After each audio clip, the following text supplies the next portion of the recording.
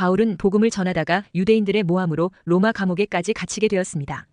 그런데 그 일이 오히려 복음 전파의 진전이 되었다고 말하고 있습니다. 본문 12절에 형제들아 내가 당한 일이 도리어 복음 전파의 진전이 된 줄을 너희가 알기를 원하노라 했습니다. 흔히 고난이 사람들에게 부정적인 영향을 끼칠 때가 많습니다. 당시 교회 안에 있는 지도자들 중에는 바울이 감옥에 들어갔다는 소식을 듣고 겁없이 하나님의 말씀을 더욱 담대히 전하게 되었다는 것입니다. 그러니까 바울의 감옥 투옥 소식이 어떤 이들은 투기와 분쟁으로, 어떤 이들은 착한 뜻으로 그리스도를 전파하는 동기가 되었다는 것입니다. 그런데 이에 대한 바울의 소감은 본문 17절에 그들은 나의 매임에 괴로움을 더하게 할 줄로 생각하여 순수하지 못하게 다툼으로 그리스도를 전파하느니라 했습니다. 다시 말해 소위 바울과 경쟁자였던 그들은 바울의 상황이 악할수록 그들에게 이익이 된다고 여겼다는 것입니다. 즉 우리가 전파하는 복음이 맞지 않느냐. 바울이 전하는 복음은 틀렸으니 그가 고난당하게 되었다고 사람들에게 선동한 모양입니다. 바울로서는 사람들의 선동과 주장이 옳고 틀리고를 떠나서 일단 그리스도를 전파하는 사람들이 많아진 것에 대해 감사한 일이라는 것입니다. 그래서 18절에 그러면 무엇이냐 거칠애로 하나 참으로 하나 무슨 방도로 하든지 전파되는 것은 그리스도니 이로써 나는 기뻐하고 또한 기뻐하리라 했습니다. 사람들의 관심을 받기 위해 또는 자기의 이익을 챙기려는 거칠애로 복음을 전한다고 하더라도 일단 그리스도가 전파되는 일이니 좋은 일이라는 것입니다. 복음이 전파되면 성령께서 그들에게 예수님과 하나님을 알게 하시고 구원에 이르는 새 생명을 주실 것이므로 전도자 바울은 그것으로 기뻐하겠다고 고백하고 있습니다. 이것은 나는 죽고 예수로 사는 삶의 전형적인 모습입니다. 교회라고 해서 사람이 사는 방식이 크게 다르지는 않습니다. 개인의 욕망과 이익 때문에 때로는 교회 안에서도 투기와 시기와 분쟁이 일어나는 것입니다. 지상 교회이기 때문에 불완전한 모습들이 나타날 수도 있는 것입니다. 그렇기에 예수님은 마가복음 2장 17절에 건강한 자에게는 의사가 쓸데없고 병든 자에게라야 쓸데있느니라. 나는 의인을 부르러 온 것이 아니요 죄인을 부르러 왔노라 하시니라 했습니다. 그러므로 교회 안에는 천사 같은 성도들이 있을 것이라고 기대하지 말아야 합니다. 병이 들어서 아직 완치되지 못한 죄인의 모습이 드러날 수 있는 곳이 교회라는 것입니다. 그러므로 교회에 대해 지나치게 깨끗해야 되고 완전해야 된다는 높은 기대치를 갖지 말아야 하는 것입니다.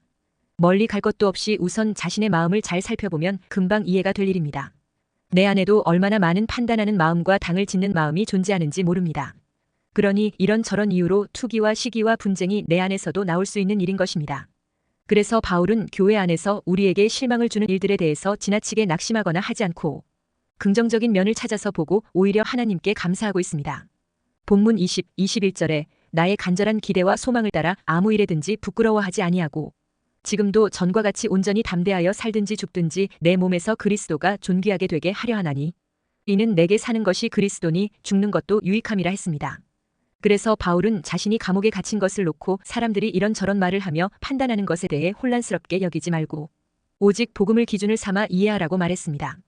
바울이 감옥에 갇힌 사건을 놓고 사람들이 바울이 틀렸다, 바울이 고난당하는 것이다 이런저런 평가들을 내놓고 있지만 그것이 중요한 것이 아니고 복음 전파가 더 활발하게 일어나고 있다는 것이 중요하다는 것입니다. 바울은 자신이 감옥에 갇힌 것이 복음 전파에 오히려 진전이 되었다고 보았습니다. 먼저는 감옥과 관련된 자들을 대상으로 복음을 전할 수 있고 다음으로는 자신이 매였다는 소식을 들은 형제들이 어떤 이는 시기심으로 어떤 이는 착한 뜻으로 그리스도를 전파하게 되었다는 것입니다. 그러므로 자신도 기뻐하고 기뻐한다고 말합니다.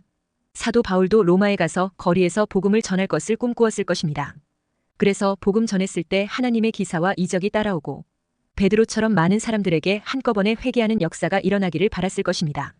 그러나 감옥에 갇힌 신세가 되어 2년을 넘도록 억류되어 있으니 성도들이 처음에는 왜 이럴까 하는 실망도 되었을 것입니다. 하지만 감옥 안에서 있으면서 복음 전파할 기회가 주어져 전하고 자기가 감옥에 갇힌 것을 전해들은 형제들이 자극을 받아 복음 전파를 하게 되었다는 말을 듣고서 이것이 자신이 기도하고 바라던 일이었던 것을 깨닫고 기뻐하게 되었다는 것입니다. 사도 바울이 바라고 기도하는 것을 20절에 이렇게 말했습니다. 나의 간절한 기대와 소망을 따라 아무 일에든지 부끄러워하지 아니하고 지금도 전과 같이 온전히 담대하여 살든지 죽든지 내 몸에서 그리스도가 존귀하게 되게 하려 하나니 결국 사도 바울은 빌립보 교회 교인들 역시 복음 중심으로 모든 사건을 바라보고 해석하라고 권면합니다.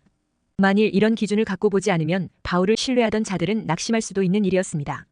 하나님은 바울을 빌립보에 보내어 유럽 대륙에 최초로 복음을 전하게 하였고 루디아와 간수를 회개시켜서 교회를 세울 수 있도록 해주었습니다.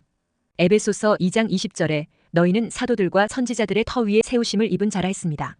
빌립보 교회 성도들이 바울이 로마 감옥에 오래 갇혀 있는 일로 바울에 대한 신뢰가 무너지게 되면 빌립보 교회가 큰 시험에 들어 흔들릴 수 있었습니다. 이에 바울은 자신의 그 어려운 처지를 복음 중심으로 해석하여 하나님께 감사하고 함께 기뻐하자 한 것입니다. 하나님 중심, 교회 중심, 복음 중심으로 주의 일을 해석하고 판단하도록 했던 것입니다. 첫째, 바울의 매임과 고난이 오히려 복음의 관점으로 볼 때 더 좋은 일이 일어나게 했다는 것입니다. 본문 12절에 형제들아 내가 당한 일이 도리어 복음 전파의 진전이 된 줄을 너희가 알기를 원하노라 했습니다. 여기서 바울이 말하는 내가 당한 일이 무엇입니까?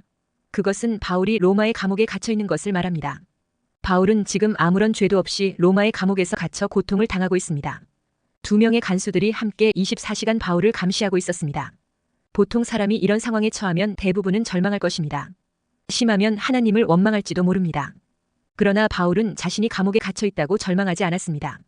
하나님을 원망하지도 않았습니다. 오히려 바울은 감옥에 갇히게 된 것이 오히려 복음을 더 잘 전할 수 있는 기회가 되었다고 말하고 있습니다. 그는 비록 몸은 매어 있어도 복음은 매어 있지는 않았다는 것을 알고 복음을 전했던 것입니다. 그래서 바울은 자기 곁에서 매일 자기를 지키고 있는 로마 시위대 군병들에게 복음을 전했습니다. 그러니까 사도 바울은 감옥 안에 가만히 앉아서도 많은 사람들을 만날 수가 있었습니다. 특별히 자기를 감시하는 사람들은 일반 로마 병사가 아닌 로마 황실을 경호하는 출신 성분이 뛰어난 사람들로서 어느 정도 일정 기간 동안 시위대 근무를 하면 로마 제국의 지도급 관리로 발탁될 수도 있는 촉망받는 엘리트들이었습니다. 바울이 바로 그들에게 복음을 전한 것입니다. 본문 13절에 이러므로 나의 매임이 그리스도 안에서 모든 시위대 안과 그 밖의 모든 사람에게 나타났으니 했습니다. 바울은 비록 감옥 안에 있었지만 거기서도 로마 제국의 최고급 엘리트들에게 복음을 전하였습니다. 그리고 그 열매들이 생겨났습니다. 바울이 안부를 전하는 명단에 가이사 즉 로마 황제 집안의 몇 사람들도 끼어 있는 것을 보아 전도된 자들임을 알 수 있습니다. 빌립보서 4장 22절에 모든 성도들이 너희에게 문안하되 특히 가이사의 집사람들 중 몇이니라 했습니다. 바울이 로마 감옥에서 시위대들에게 복음을 전하여 결국 로마 사회에 가장 강력한 영향을 끼칠 수 있는 사람, 즉 왕족들이 그리스도인이 된 것입니다. 바로 이것은 바울이 자신의 상황을 긍정적인 눈으로 현실을 보았기 때문입니다. 하나님께서 자신을 감옥에 갇히게 한 뜻을 깨닫고 그 안에서도 최선을 다하여 복음을 증거함으로 결국 왕족들이 그리스도인이 된 것입니다. 세상을 바라보는 관점에는 두 가지가 있습니다. 부정적인 관점과 긍정적인 관점입니다. 부정적인 관점은 모든 것을 부정적으로 봅니다. 부정적인 사람은 10가지 중에 좋은 것이 9가지가 있고 좋지 않은 것이 1가지가 있을 때 그 좋지 않은 1가지를 물고 늘어집니다. 그리고 그 좋지 않은 1가지에 목숨 걸고 난리를 칩니다. 9가지의 장점을 가지고 있어도 9가지의 장점은 보지도 않고 1가지의 단점을 물고 늘어집니다. 반면에 긍정적인 사람은 10가지 중에 좋은 것은 1가지이고 좋지 않은 것이 9가지일 때도 좋은 것 1가지를 보며 좋아합니다. 비록 9가지의 단점이 보여도 1가지의 장점을 보며 칭찬해주고 격려해줍니다. 민수기 13장에 보면 이스라엘이 가데스 바네아에서 각 지파의 대표 12명을 뽑아 가나안 땅을 정탐하게 됩니다. 40일 동안 가나안 땅을 정탐하고 돌아와서 10명의 정탐꾼은 부정적인 시각을 가지고 가나안 땅에 대해 불평하고 악평하며 보고했습니다. 반면에 2명 여호수아와 갈렙은 긍정적인 믿음의 시각을 가지고 하나님이 허락하신 가나안 땅은 심히 아름다운 땅이라고 보고했습니다. 똑같은 환경을 똑같은 기간 동안 정탐한 그들이 정반대의 보고를 했는데 그 이유가 바로 그들의 시각이 달랐기 때문입니다. 10명은 부정적인 시각으로 2명은 긍정적인 시각으로 보았던 것입니다. 바울은 감옥이라는 절망의 상황에 처했지만 그곳을 하나님의 긍정적인 시각으로 보았습니다. 그리고 그곳에서도 굴하지 않고 최선을 다하여 복음을 증거하였습니다. 그러자 놀라운 열매가 나타났습니다. 마찬가지로 우리에게도 이러한 삶의 자세가 필요합니다. 그러므로 저와 여러분은 누가 뭐라고 해도 긍정적인 믿음의 시각을 가지게 되시기를 바랍니다. 사도 바울처럼 감옥 안에 갇히는 것과 같은 절망의 상황에 처해도 긍정적인 시각으로 보시기를 바랍니다. 그리고 결국에는 모든 것이 합력해서 선을 이루어 주실 주님을 믿고 주어진 환경 가운데에 최선을 다하시기 바랍니다. 둘째, 복음이 전파되는 것이 기쁘다면 그것은 감옥에 갇혀 있다고 하더라도 매이지 않는 사람의 중심입니다. 바울은 복음의 열매가 나타나고 복음이 전파된다면 감옥살이 하는 것도 힘들지 않다는 중심을 가진 것입니다. 빌립보 교회 교인들이 바울이 오랜 세월 동안 감옥에 갇혀서 고생하고 있는 것을 듣고 염려하며 걱정하고 있다는 것을 잘 알고 있었습니다. 그래서 바울은 13, 14절에 이러므로 나의 매임이 그리스도 안에서 모든 시위대 안과 그 밖의 모든 사람에게 나타났으니 형제 중 다수가 나의 매임으로 말미암아 주 안에서 신뢰함으로 겁없이 하나님의 말씀을 더욱 담대히 전하게 되었느니라 했습니다. 여기 12절에 복음 전파의 진전이라고 할 때 진전이라는 말은 장애물들을 제거하고 길을 놓거나 다리를 놓았다는 의미입니다. 그러니까 지금 너희들이 걱정하고 있는 그 일, 즉 내가 감옥에 갇힌 것 때문에 오히려 복음의 대로가 열리게 되었다고 말한 것입니다. 즉 내가 감옥에 갇히게 되므로 오히려 한 번도 복음이 전파되지 않은 가장 중요한 곳인 로마의 심장부에 복음을 위한 큰 길이 열리게 되었고 복음의 새로운 영지가 확보되었다는 것입니다. 그래서 13절에 이러므로 나의 매임이 그리스도 안에서 모든 시위대 안과 그 밖의 모든 사람에게 나타났으니 했습니다. 그러니까 바울이 감옥에 갇힘으로 로마의 권력 중심부에까지 복음이 전파되었다는 것입니다. 그래서 로마의 시위대를 언급하고 있습니다. 시위대란 바로 황제의 시위대로서 즉 로마 황제의 경호를 맡은 친위 부대를 말합니다. 기록에 의하면 당시 로마 황제의 시위대는 엄청난 특권을 갖고 있었는데 대부분이 유력한 집안의 자식들이었고 로마 정신에 투철한 사람들로 이루어진 부대였습니다. 황제를 가장 가까이서 지키는 호위 부대이기 때문에 여기에 선발되면 급료도 2배나 더 받고 남다른 조건에서 근무를 할 수 있었기엔 로마의 유력한 가문의 자식들은 하나같이 시위대에 뽑히기를 원했다고 합니다. 이 부대를 처음 조직한 황제가 바로 그 유명한 아우구스투스 황제였고 보통은 약 10,000여 명의 시위대 군인들이 있었다고 합니다. 로마의 후기 시대에 가서는 이 시위대의 권력이 막강하여져서 오히려 황제의 힘보다도 더 세워졌다고 합니다. 그래서 로마 후기에는 시위대에서 로마의 황제를 폐위시키기도 하고 새롭게 세우기도 하는 등 그 세력이 엄청나게 확장되어 나중에는 황제 제족이라는 별명도 갖게 되었다고 합니다. 아무튼 이들은 로마인들 가운데서도 가장 큰 특권을 누리는 세력들이었고 그러기에 아무나 시위대원이 될 수가 없었습니다. 그러니까 그들은 로마 정치의 핵심이요 로마의 사상과 철학과 종교, 즉 황제 숭배를 지키는 데 있어서도 철옹성 같은 벽을 쌓고 있던 로마의 최정예 부대였습니다. 그런데 바로 그들 가운데 바울의 복음이 들어가게 되었습니다. 그래서 바울은 자신을 에베소서 6장 20절에 쇠사슬의 메인 사신이 되었다고 했습니다. 당시 로마 사람들은 중죄수를 가둘 때에는 간수 2사람이 죄수의 양쪽 팔에 각각 손을 같이 묶고 그 앞에는 따로 2명의 간수를 세워서 보초를 서게 했습니다. 그러니까 한 사람의 중죄인을 지키기 위해서 4사람의 시위대 군인들이 배당이 되는 셈이지요.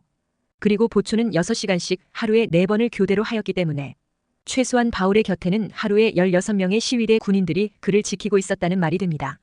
사도행전 28장의 기록에 의하면 바울은 로마에 도착하여 처음에는 브라이도리온이라는 시위대 뜰 안에 있는 감옥에 갇히게 됩니다. 그러나 후에는 한 오두막집에 연금 상태로 거하게 됩니다. 그러나 그는 죄인의 신분이었기 때문에 한 명의 시위대 군사가 그의 팔에 쇠사슬을 같이 묶고 그를 지키고 있었다고 했는데 그 기록이 바로 사도행전 28장 16절에 나타나옵니다. 우리가 로마에 들어가니 바울에게는 자기를 지키는 한 군인과 함께 따로 있게 허락하더라 했습니다. 그리하여 바울은 처음에는 시위대 감옥에서 후에는 한 오두막집에서 연금 상태로 시위대 군사들과 함께 그 손에 쇠사슬이 묶인 채로 거의 2년이라는 세월을 보내게 됩니다. 그리고 그 2년의 세월 동안 바울은 바울을 지키러 오는 시위대 군인들에게 차례대로 복음을 전하게 된 것입니다. 로마를 움직이던 사람들, 로마의 정신이요, 로마의 사상을 대표하던 젊은이들에게 예수 그리스도의 복음을 전하였던 것입니다. 간수들은 바울과 함께 쇠사슬에 묶인 처지라 아마도 꼼짝없이 바울이 전하는 바 귀한 복음을 듣지 않을 수 없었을 것입니다. 그리고 아마 그들도 바울이 파렴치범이 아니라 오늘날로 말하면 일종의 양심수와 같은 사람임을 알았을 것입니다. 그들도 바울이 평범한 죄수가 아니라는 것을 알았을 것입니다. 그래서 바울이 전하는 복음에 귀를 기울이기도 했을 것입니다. 결국 바울은 로마의 시위대 군인들에게 복음을 전할 수 있게 되었던 것입니다. 그래서 복음의 진보가 나의 매임으로 인하여 그리스도 안에서 온 시위대 안에 나타나게 되었다고 말하고 있습니다. 그뿐만이 아닙니다. 바울은 계속해서 말하기를 그 복음의 진보가 시위대안뿐만이 아니라 그 밖의 모든 사람에게 나타났으니 했습니다. 여기서 바울이 말하는 그 밖의 모든 사람들이란 과연 누구를 말하는 것이겠습니까? 물론 여기에는 로마의 고관대작들과 또한 그 당시 로마에 있던 유대인들을 다 포함할 수 있습니다. 특히 사도행전 28장에 의하면 로마에 있는 유대교 회당의 지도자들을 초청하여 아침부터 저녁까지 강론하여 하나님 나라를 증거하고 모세의 율법과 선지자의 말을 가지고 예수님을 증거하였다는 것을 알 수가 있습니다.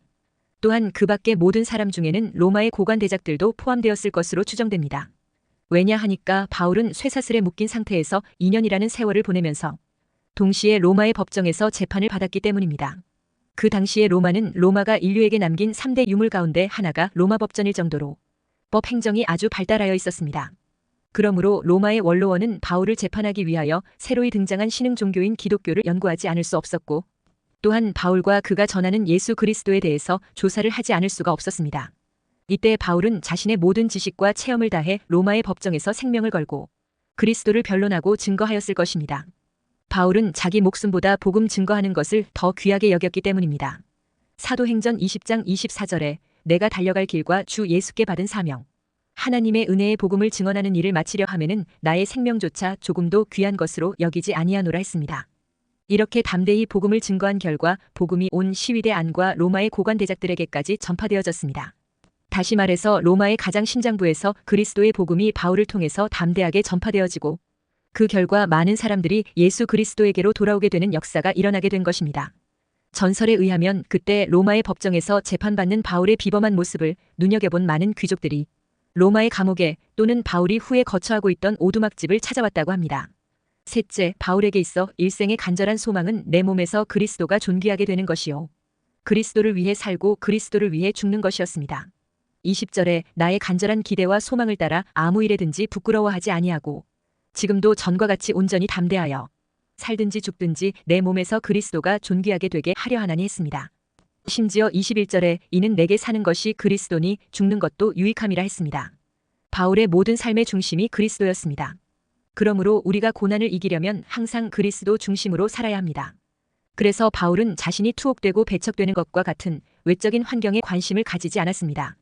그의 간절한 기대와 소망은 무엇입니까? 살든지 죽든지 내 몸에서 그리스도가 존귀하게 되는 것이었습니다. 살고 죽는 것은 문제가 되지 않는다는 것입니다. 살면 사는 대로 자신의 삶을 통해 주님을 존귀하게 하고 죽으면 죽음으로 주님을 존귀하게 한다는 것입니다. 이것이 어떤 고난이라도 넉넉히 이기게 하는 그의 인생관입니다. 그의 생명이 지금 끝이 나든 더 살든 문제가 아니었습니다. 오늘 죽는다 해도 그것이 문제가 되지 않았습니다. 그는 오직 그리스도를 높이는 일에 관심을 가졌습니다. 자신은 죽어도 좋다는 것입니다. 자신은 감옥에 갇혀도 좋다는 것입니다. 자신은 체면이 깎여도 좋다는 것입니다. 자신은 손해를 보아도 좋다는 것입니다. 자신은 비난을 받아도 좋다는 것입니다. 자신은 자존심이 상해도 좋다는 것입니다. 오직 그리스도만 영광을 받으면 그만입니다. 그것은 자신이 편할 때만, 자신이 대접을 받을 때만, 자신이 잘 나갈 때만, 자신이 출세할 때만, 자신이 건강할 때만 그런 것이 아닙니다. 전에도 그랬고 지금 감옥에 갇혀 극한 고난을 받고 있는 지금도 마찬가지입니다. 내 몸에 서서라는 말은 내 삶을 통해서라는 의미입니다. 그는 그리스도를 영화롭게 하되 그의 삶을 통해서 영광을 돌렸습니다. 그리스도를 높이는 삶이 생각이나 말에 끝나지 않았습니다. 그의 몸으로 그의 삶으로 그리스도를 높였습니다. 그리스도가 존귀하게 되는 것입니다. 내가 그리스도를 존귀하게 하는 것이 아닙니다. 그리스도가 주체이고 자신은 도구임을 보여주고 있습니다. 그리스도께서 한 시대 바울을 사용하여 존귀히 되는 것입니다. 자신의 영광이 문제가 아닙니다. 자신의 체면이 문제가 아닙니다. 자신 의견이 문제가 아닙니다. 자신의 고난이 문제가 아닙니다. 자신의 자존심이 문제가 아닙니다. 오직 그리스도만 영광을 받으시면 그만입니다. 자신을 도구로 하여 그리스도께서 이 땅에 일을 하시면 그만입니다. 바울의 삶의 목표는 그리스도가 높임을 받는 것입니다. 바울의 삶의 동기는 그리스도입니다. 바울의 삶은 단순히 종교적 의무를 수행하는 삶이 아닙니다. 단순히 교회 일에 열심하는 삶이 아닙니다. 그의 삶의 원리 자체가 그리스도입니다. 바울과 같은 자세로 남은 생애를 살아가는 승리하는 그리스도인이 되시기를 축원합니다.